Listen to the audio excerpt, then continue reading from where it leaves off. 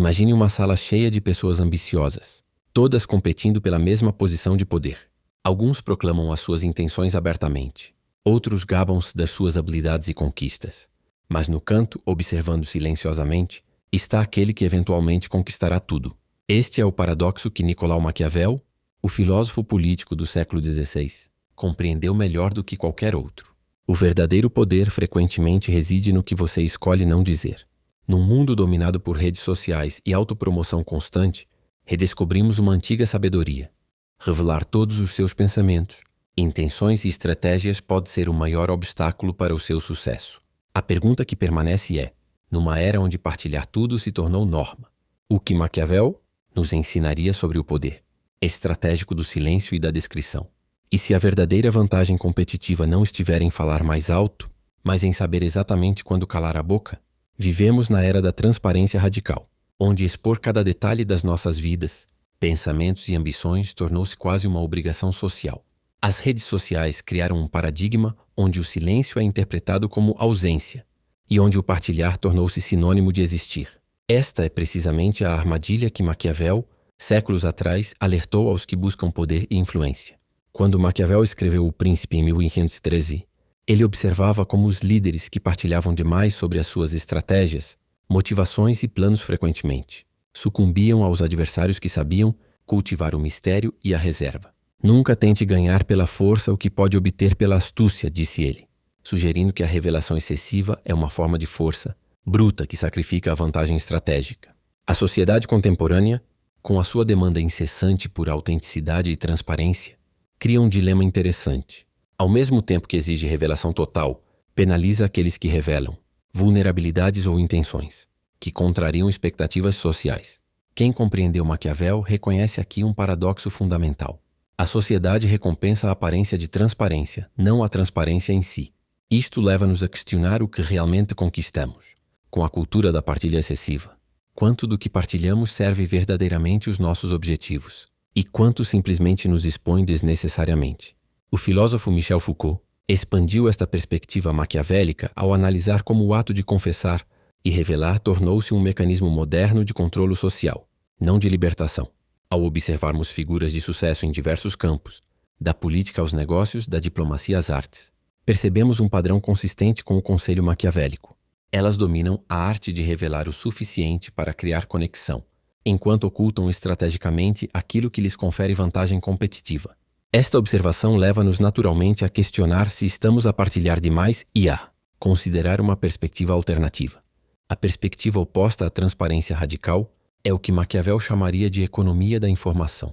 A noção de que informação é poder e, portanto, deve ser tratada como recurso escasso e valioso. O homem sábio deve sempre seguir os caminhos abertos pelos grandes homens e imitar aqueles que foram excelentes, escreveu Maquiavel. E os verdadeiramente excelentes raramente revelavam os seus métodos completos. Esta antítese da cultura da partilha encontra sustentação em diversas tradições filosóficas, além de Maquiavel. Sun Tzu, em A Arte da Guerra, enfatiza que todo o método de guerra se baseia no engano e que o silêncio estratégico é fundamental para a vitória. Sócrates, apesar da sua busca pela verdade, utilizava perguntas em vez de afirmações, uma forma de controlar o fluxo de informação enquanto extraía mais dos outros. A psicologia contemporânea confirma essa intuição maquiavélica. Estudos sobre negociação demonstram consistentemente que a parte que revela menos informação tipicamente obtém resultados mais favoráveis. O efeito de revelação estratégica mostra que pessoas que mantêm certo nível de mistério são percebidas como mais valiosas e poderosas em contextos sociais e profissionais. Figuras históricas como Benjamin Franklin compreenderam isto intuitivamente.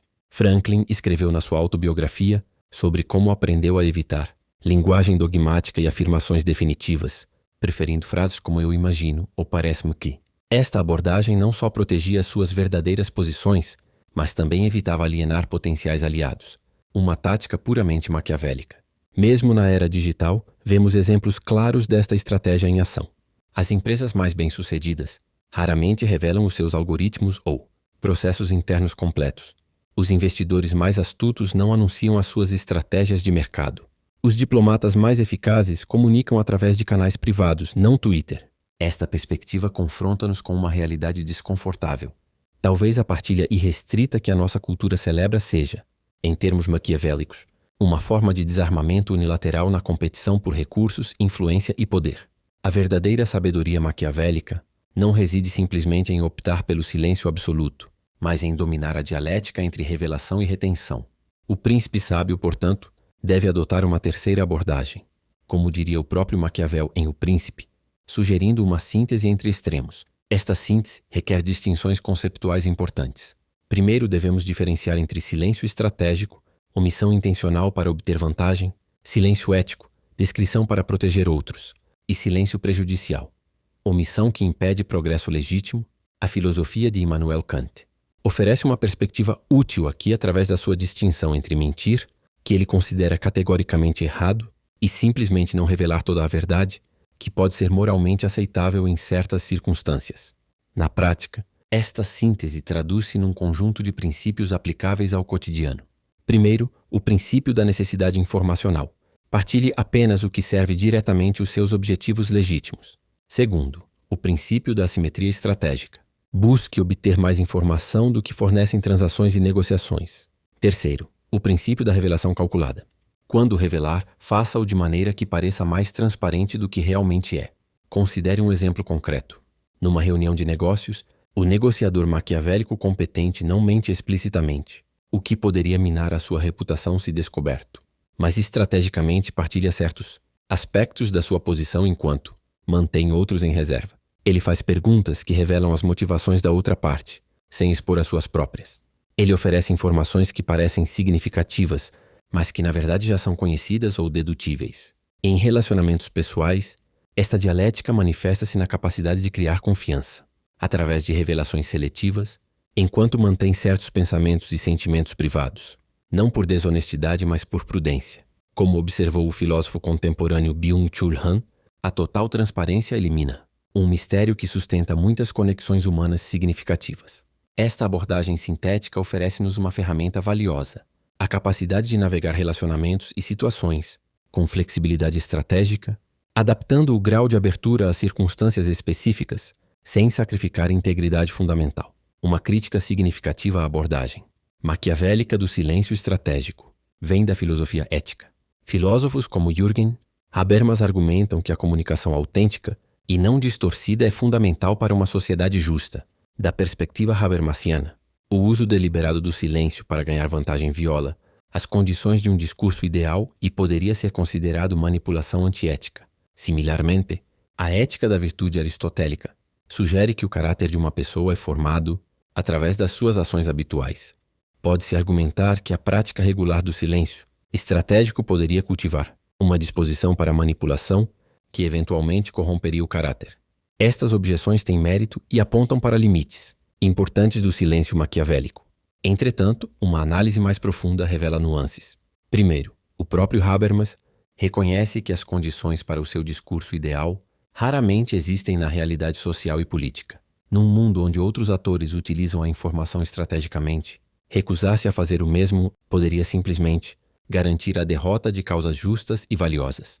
Há também uma distinção crucial entre silêncio manipulativo e silêncio protetor. Quando um terapeuta mantém confidencialidade, quando um advogado protege informações privilegiadas do seu cliente, ou quando um amigo guarda um segredo confiado. Estes são exemplos éticos de silêncio estratégico que servem propósitos moralmente defensáveis. Perspectivas filosóficas contemporâneas, como a ética do cuidado desenvolvida por Carol Gilligan e Nell Noddings, sugerem que, às vezes, o silêncio pode ser uma expressão de responsabilidade relacional, uma forma de proteger relacionamentos e indivíduos vulneráveis de danos potenciais. A questão torna-se não se devemos praticar o silêncio estratégico, mas como e quando fazê-lo de maneira eticamente defensável. Considerando tanto o consequencialismo quanto a deontologia kantiana, podemos desenvolver uma heurística. O silêncio estratégico é mais eticamente justificável quando 1. Não envolve enganação ativa, 2. Protege interesses legítimos, que não poderiam ser protegidos de outra forma, e 3. Não causa dano injustificado a outros. Esta análise mais refinada permite-nos superar a rejeição simplista da abordagem maquiavélica, sem abraçar um pragmatismo amoral que ignora considerações éticas importantes. Traduzir a filosofia maquiavélica do silêncio em práticas concretas requer mais que compreensão teórica. Demanda exercícios específicos que possam ser incorporados ao cotidiano. Estes exercícios não são manipulativos no sentido pejorativo, mas ferramentas para desenvolver discernimento sobre quando e como partilhar informação. O primeiro exercício é o que podemos chamar de auditoria de revelação. Por uma semana, mantenha um registro de tudo o que você partilha voluntariamente, em conversas, redes sociais, reuniões profissionais. Para cada revelação, pergunte-se: qual foi o meu objetivo ao partilhar isto? 2. Este compartilhamento serviu efetivamente a este objetivo? 3. Quais vulnerabilidades potenciais criei com esta revelação? Esta prática desenvolve consciência metacognitiva sobre padrões de comunicação, o primeiro passo para maior controle estratégico. O segundo exercício é a prática da pergunta socrática. Em vez de oferecer opiniões ou informações, comprometa-se por um dia a responder perguntas com outras perguntas. Este exercício, inspirado no método socrático, desenvolve essa habilidade de obter informação sem revelar a sua própria posição, uma técnica fundamental na abordagem maquiavélica. O terceiro exercício é o jejum de autopromoção. Por um período definido, uma semana é ideal, abstenha-se completamente de qualquer forma de autopromoção. Não partilhe conquistas, não busque validação, não corrija percepções errôneas sobre você. Este exercício cultiva conforto com o não reconhecimento temporário, uma capacidade essencial para o silêncio estratégico de longo prazo. Estas práticas têm implicações éticas profundas. Numa sociedade que valoriza a autenticidade, o silêncio estratégico pode parecer incompatível com relacionamentos genuínos. Entretanto, pensadores como Søren Kierkegaard argumentariam que a verdadeira autenticidade não reside na expressão irrestrita, mas na escolha consciente de como nos engajamos com o mundo, incluindo escolhas sobre o que expressar. Para aplicar estes princípios a contextos contemporâneos específicos, considere: em negociações salariais, a pessoa que primeiro revela a sua expectativa salarial tipicamente perde vantagem. Em relações românticas, aqueles que gradualmente revelam vulnerabilidades tendem a construir conexões mais fortes que aqueles que se expõem prematuramente. Em ambientes profissionais competitivos, aqueles que seletivamente partilham ideias, protegendo as suas inovações mais valiosas, tendem a avançar mais rapidamente. O silêncio estratégico, quando praticado com discernimento ético, não é simplesmente uma ferramenta de manipulação, mas uma disciplina que permite engajamento mais efetivo com as complexas realidades sociais, profissionais e políticas do mundo contemporâneo. Embora Maquiavel ofereça uma sabedoria valiosa sobre o poder do silêncio estratégico, existe um nível mais profundo de compreensão, que transcende até mesmo a sua perspectiva pragmática, o que podemos chamar de meta-estratégia do silêncio. Este nível reconhece as limitações inerentes a qualquer abordagem puramente estratégica da comunicação humana. A primeira limitação do maquiavelismo tradicional é que ele frequentemente subestima a inteligência coletiva. Em contextos contemporâneos, onde múltiplos atores são versados em táticas maquiavélicas, o silêncio óbvio e calculista pode ser facilmente reconhecido como manipulação, tornando-se contraproducente. Como observado pelo filósofo contemporâneo Peter Sloterdijk, vivemos numa era de cinismo esclarecido, onde táticas manipulativas são amplamente reconhecidas e antecipadas. A segunda limitação é que o silêncio puramente estratégico pode impedir formas mais profundas de conexão humana e construção de confiança que, paradoxalmente, poderiam servir objetivos de longo prazo melhor que o controle tático da informação. O filósofo Martin Buber distinguiu entre relações eu-isso, instrumentais, e relações eu-tu genuínas, sugerindo que relacionamentos significativos transcendem cálculos puramente estratégicos. A meta-estratégia, portanto, incorpora o que podemos chamar de transparência estratégica, uma abordagem que reconhece valor tanto no silêncio quanto na autenticidade cuidadosamente calibrada. Esta síntese superior entende que, em certos contextos, revelar vulnerabilidades seletivas ou motivações genuínas pode criar confiança e reciprocidade que, ironicamente, serve objetivos estratégicos melhor que o controle rígido da informação. Considere como líderes verdadeiramente excepcionais, como Nelson Mandela, frequentemente partilhavam os seus dilemas e vulnerabilidades autênticas, não como tática manipulativa, mas como expressão de humanidade que paradoxalmente fortalecia a sua influência. Ou como empresas como a Patagônia ganham vantagem competitiva através de transparência sobre práticas que outras corporações tentariam ocultar. Esta transcendência do maquiavelismo básico conecta-nos com tradições filosóficas que valorizam o silêncio não apenas como tática, mas como disciplina espiritual e contemplativa.